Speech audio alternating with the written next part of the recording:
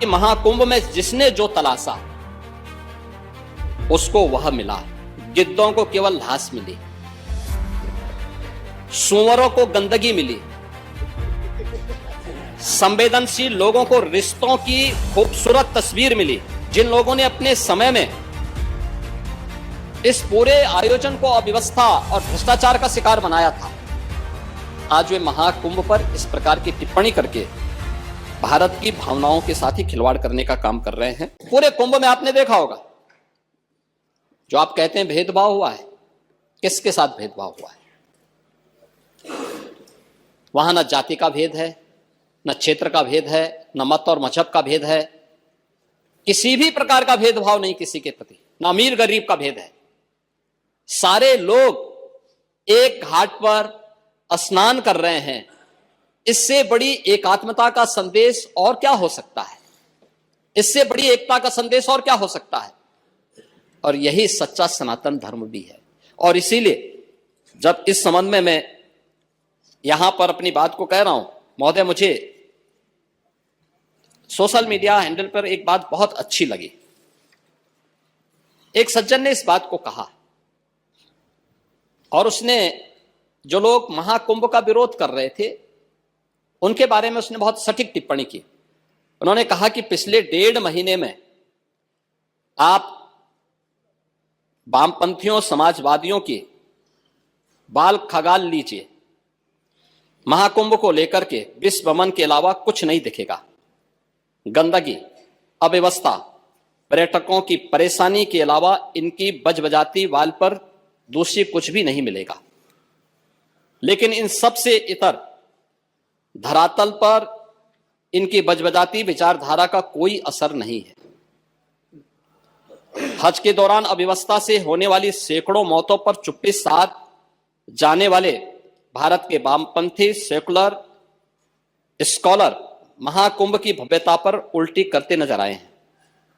हर बार इनकी कोशिश महाकुंभ को बदनाम करने और फेल करने की रही, लेकिन ऐसे तमाम लोगों की मंशा को दरकिनार करते हुए करोड़ों लोगों ने आस्था की डुबकी लगा करके इनके जले पर नमक छिड़कने का ही काम किया।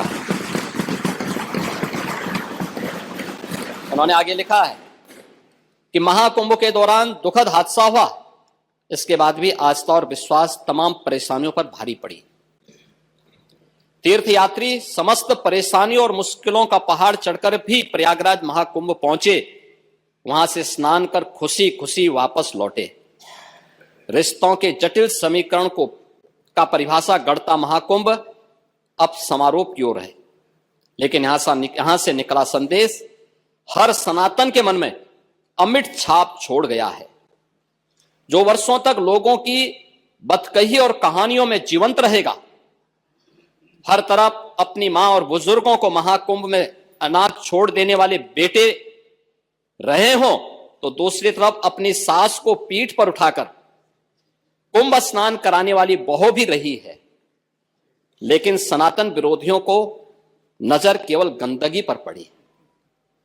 मैं अध्यक्ष महोदय वह चित्र लेके आया हूं। ये देखिए, एक बहू है, अपने सास को पीठ पर लाद करके जा रही है महाकुंभ स्नान करने के लिए।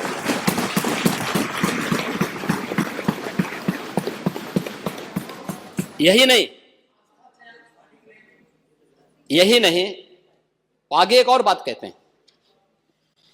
किसी ने सच कहा कि महाकुंभ में जिसने जो तलाशा उसको वह मिला। गिद्धों को केवल घास मिली, सूअरों को गंदगी मिली, संवेदनशील लोगों को रिश्तों की खूबसूरत तस्वीर मिली, आस्थावानों को पुण्य मिला, सज्जनों को सज्जनता मिली, गरीबों को रोजगार मिला, अमीरों को धंधा मिला, श्रद्धालुओं को साफ सुथरी व्यवस्था मिली, पर्यटकों को अव्यवस्था मिली, सद्भावना वाले लोगों को जाति रहित व्यवस्था मिली, भक्तों को भगवान मिले। मतलब सबने अपने स्वभाव और चरित्र के अनुसार चीजों को देखा है। एक ही घाट पर सभी जातीय वर्ग के तीर्थयात्री स्नानार्थी बिना किसी भेदभाव के नहाते रहे। सनातन की सुंदरता आखिर समाजवादी और वामपंथियों को कैसे नजर आएगी, लेकिन इनके द्वारा लगातार किए जाने वाले प्रश्न इनकी नियत को ही संदेह के दायरे में खड़ी करती है। महोदय, ये टिप्पणी अचानक नहीं है।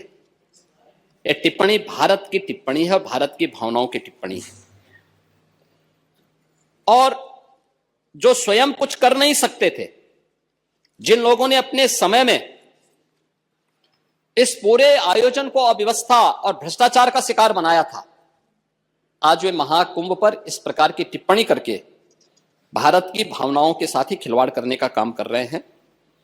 और मैं तो केवल इस बारे में एक बात कहना चाहूंगा कि महाकुंभ ने पूरी दुनिया को भारत की सनातन एकता का संदेश देकर के एक भारत श्रेष्ठ भारत के प्रधानमंत्री मोदी जी के विजन को ही चरितार्थ करके दिखा दिया है कि विश्वास है तो पूरा भारत अपना सहयोग देने के लिए उतनी ही तत्परता के साथ खड़ा है जो महाकुंभ में दर्शन होता हुआ दिखाई दे रहा है।